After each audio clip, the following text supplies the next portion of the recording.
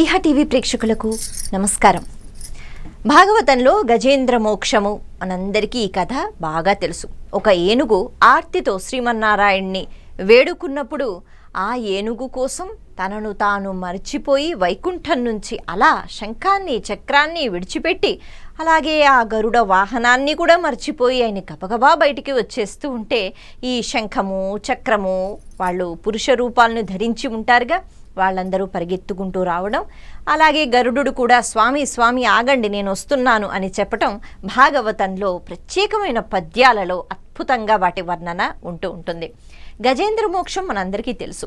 అయితే ఒక సందేహం మాత్రం కలుగుతూ ఉంటుంది. మనం మనుషులం, మనకి ఈ ఉపాధిలో ఉన్నాం కాబట్టి హరినామస్మరణ చేసుకోవడం వచ్చు. మనం రామా అని అనగలుగుతాము, ఓం నమో నారాయణాయ అని అనగలుగుతాము. కానీ ఒక ఏనుగుకి అటువంటి శక్తి ఎలా ఉంటుంది? ఏనుగులు కూడా మాట్లాడతాయా? లేకపోతే ఏనుగు కూడా భగవంతుణ్ణి స్మరించుకుంటుందా? ఇలాంటి కథలు ఎందుకు ఉంటాయి? ఇది నిజంగా జరిగిందేనా అనే సందేహాలు ఉంటాయిగా. అయితే ఇక్కడ మనం గత జన్మల యొక్క వాసన బలములు ఎలా ఉంటాయో తెలుసుకోవాలి. అందుకే మనం చేసిన ప్రతి కర్మ దానికి లెక్కలు అన్నవి వేసేవాళ్ళు ఉంటారు. ఎక్కడ ఉంటారు? మన చుట్టూ ఉంటారు. మన వాళ్ళు, మన స్నేహితులు, మన బంధువులు కాదు, మన చుట్టూ కనిపించకుండా ఉంటారు. పరమాత్మ అటువంటి ఏర్పాట్లు చేశారుగా. అందుకే ఎవ్వరికీ తెలియదు అని మనం అనుకుంటాం, కానీ చేసే ప్రతి కర్మకి ఒక లెక్క ఉంటుంది. చిన్న మంచి చేసినా దానికి ఒక లెక్క ఉంటుంది, చిన్న తప్పు చేసినా దానికి ఒక లెక్క ఉంటుంది. అందుకని ఈ చేసిన తప్పులు లేకపోతే మంచి పనులు వీటన్నిటికీ మళ్ళీ ఫలితాలు అన్నవి మనకి అవి కనిపిస్తూ ఉంటాయి. ఎలా అంటే ఈ జన్మలో అవ్వచ్చు, మళ్ళా జన్మలో అవ్వచ్చు, ఆ తర్వాత జన్మలో అవ్వచ్చు. ఇది నమ్మకంతో కూడుకున్న విషయం. కాబట్టి ఇలాంటి గజేంద్ర మోక్షం లాంటి కథలు విన్నప్పుడు మనకు అర్థమవుతుంది సత్ప్రవర్తనతో ఎప్పుడూ ఉండాలి. సరే అయిపోయింది, గత జన్మ మనకి గుర్తుకు లేదుగా, కానీ ఈ జన్మలో అయినా సత్ప్రవర్తనతో ఉండగలిగితే ఈ ప్రవర్తన వల్ల వచ్చిన ఫలితం ఏదైతే ఉంటుందో ఇది కేవలం మనకి అంటే మనం వెళ్ళిపోయేంత వరకు కాదు, ఆ తర్వాత జన్మలో అలాగే మన వంశానికి సంబంధించి మన పిల్లలు వాళ్ళ పిల్లలు అందరూ తరించిపోయేటట్టుగా. అందుకే అంటారుగా, ప్రహ్లాదుని యొక్క భక్తికి మెచ్చుకుని ఆ నరసింహస్వామి స్వరూపంలో వచ్చిన శ్రీ మహావిష్ణువు 7 తరాల వరకు మీకు ముక్తిని మోక్షాన్ని నేను అందిస్తున్నాను, అందరూ కూడా సద్గతిని పొందుతారు అనే ఆశీర్వచనం చేసేశారు. కేవలం ప్రహ్లాదుడు అంటే కేవలం అతని భక్తి చూసి. అలా మనం చేసుకున్న పుణ్యకర్మలు మన ఇంటి వాళ్ళకి, మన వంశానికి సంబంధించి అభివృద్ధికి కారణమవుతుంది. ఇది బహుశా మనం తర్వాత చూడలేము, కానీ ఖచ్చితంగా. అలాగే మళ్ళా జన్మలో ఇంతలా మనం ఎందుకు మాట్లాడుకుంటున్నాం అంటే మళ్ళీ మనం తిరిగి ఆ గజేంద్రుడి దగ్గరికి వచ్చేయాలి. ఒక ఏనుగు అంతలా బాధపడడం అన్నది ఉంటుంది, ప్రతి జీవికి బాధ అన్నది ఉంటుంది. కానీ భగవంతుణ్ణి స్మరించుకోవడం, స్తుతి చెయ్యటం, పరమాత్మ నువ్వే నాకు గతి రా అని ఎలా చెప్పాడు. గత జన్మలో ఈ గజేంద్రుడు ఇంద్రద్యుమ్న మహారాజు అని చెప్తారు. ఆ ఇంద్రద్యుమ్న మహారాజు అష్టాక్షరి మహామంత్ర ఉపదేశం తీసుకున్నారట. అలా ఉపదేశం తీసుకున్న తర్వాత అంటే ఓం నమో నారాయణాయ, దీన్ని అష్టాక్షరి మహామంత్రం అని అంటాం. ఈ ఉపదేశం తీసుకుని ఆయన చాలా చక్కగా భక్తి శ్రద్ధలతో దాన్ని పఠిస్తూ ఉండేవారు.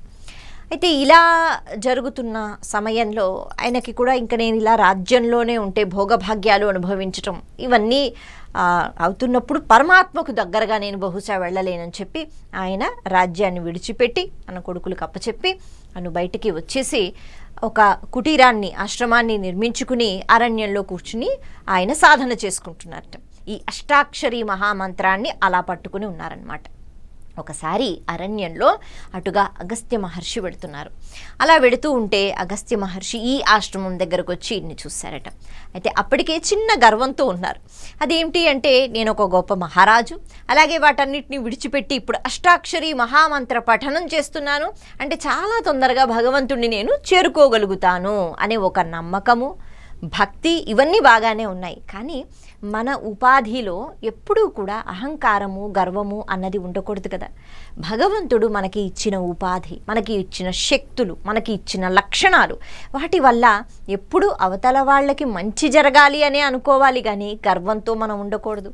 ఇక ఏముంది, పరమాత్మను చేరుకోవడం అంటే కేవలం మనం ఒక రూపాన్ని ఊహించుకుంటున్నాము, అక్కడే పరమాత్మ ఉన్నాడు అంటే తప్పు కదా. ప్రతి ఒక్కరిలోనూ పరమాత్మ ఉంటాడు. ఎప్పుడైతే ఈ ముని ఆశ్రమానికి వచ్చారో ఆయన అసలు చూసినా ఆయన్ని పలకరించకుండా ఉండటము, లేచి ఒక నమస్కారం చెయ్యకుండా ఉండడం అంటే సత్ప్రవర్తన లేకపోవడము అన్నది ఇక్కడ మనం అర్థం చేసుకోవాలి. అలా చూసిన వెంటనే ఓహో మరి ఈ అహంకారం అన్నది పోవాలి కదా, అందుకే ఇప్పుడు ఈ మహర్షి ఆయన్ని శపించారట. నువ్వు ఇప్పుడు ఇంత గర్వంతో అహంకారంతో ఉంటున్నావు, నీకెవరు కనిపించట్లేదు, కాబట్టి నువ్వు ఒక ఏనుగువై పుట్టుగాక అని శపించారు. సరే, ఇక మహర్షుల శాపం అంటే దాన్ని మళ్ళీ వెనక్కి తీసుకోవడానికి ఉండదు, వాళ్ళే ఏదో ఒక రకంగా అనుగ్రహాన్ని ఇవ్వాలి. ఇప్పుడు ఈ మహారాజు అయ్యో నేను అలా ఉండిపోయానండి, నేను ఏదో సాధనలో ఉండిపోయాను అని ఏవో మాటలు చెప్పాడు. సరే, మరి నువ్వు ఏనుగుగా వెళ్ళినా కూడా ఏ అష్టాక్షరి మంత్ర పఠనం నువ్వు చేస్తున్నావో ఖచ్చితంగా అది నిన్ను కాపాడుతుంది అనేటట్టుగా ఇంకొక చిన్న అనుగ్రహం అనేటట్టుగా ఈ మహర్షి అందించడం జరిగింది. ఆ రకంగా గజేంద్రుడు గత జన్మలో ఆయనకి భగవంతుని యొక్క అష్టాక్షరి మహామంత్రం ఏదైతే ఉందో దాన్ని పఠించటం వల్ల వచ్చిన శక్తి అది ఇప్పుడు ఏనుగ్గా పుట్టిన గత జన్మ గుర్తుకు వచ్చి, అంటే ఆ బలం ఏదైతే ఉంటుందో అది మన కంటికి కనిపించదు. ఆ బలం వల్ల మంచి ఆలోచనలు వస్తాయి. మంచి జరగడం అంటే ఏమిటి, మనకంతా మంచి జరుగుతుంది అంటే నేరుగా భగవంతుడు వచ్చి మన పక్కన నించోడు, ఎవరో ఒకరి రూపంలో వస్తాడు. ఏదో ఒకటి నాకు ఈరోజు ఇంత మంచి పని జరిగింది అంటే ఏదో ఒక కార్యం రూపంలో, ఏదో ఒక మనిషి రూపంలో, ఏదో ఒక పరిస్థితి రూపంలో మనకి ఆనందం కలుగుతూ ఉంటుంది. అంతేగాని నేరుగా భగవంతుడు వచ్చి మన పక్కన కూర్చుని మన పనులు చేసి పెట్టడు. అంటే పరమాత్మ మనం చేసుకున్న సత్కర్మల యొక్క ఫలితాలని ఏదో ఒక రూపంలో ఇస్తాడు. అలా ఈ గజేంద్రుడు పట్టుకున్న అష్టాక్షరి మహామంత్రం యొక్క బలం ఏదైతే ఉందో ఆ బలం తర్వాత జన్మలో అది గుర్తుకు వచ్చింది. అందుకే శ్రీ మహావిష్ణువుని పిలవగలిగాడు. అసలు భగవంతుణ్ణి చేరుకోవడానికి భక్తి అన్నది ఉండాలి కదా, అది కూడా లేకపోతే ఎలా వెళ్ళేది? కాబట్టి ఆ ఆలోచన రావాలన్నా అది నిజంగా మనం చేసుకున్న పుణ్యమై ఉండాలి. అందుకే ఆలయాలకి వెళ్ళినా లేకపోతే భగవత్ స్వరూపాన్ని మనం ఒక్కసారి చూసిన మహాపురుషులు మహర్షులు అలాగే మహానుభావులు వాళ్ళందరూ అదే కోరుకుంటూ ఉండేవారట. మనకి ఆది శంకరాచార్యులు లాంటి వారు కూడా భగవంతుడా నీ మీద భక్తి మాత్రం ఏ జన్మకైనా, నేను ఒక పురుగు కావచ్చు, ఒక చిన్న క్రిమకీటకం కావచ్చు, కానీ నీ మీద భక్తి మాత్రం నాకు ఉండాలి అని వాళ్ళు కోరుకున్నారు.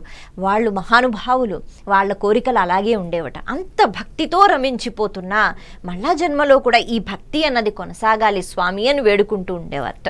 మన కోరికలు పూర్తిగా భిన్నంగా ఉంటాయి.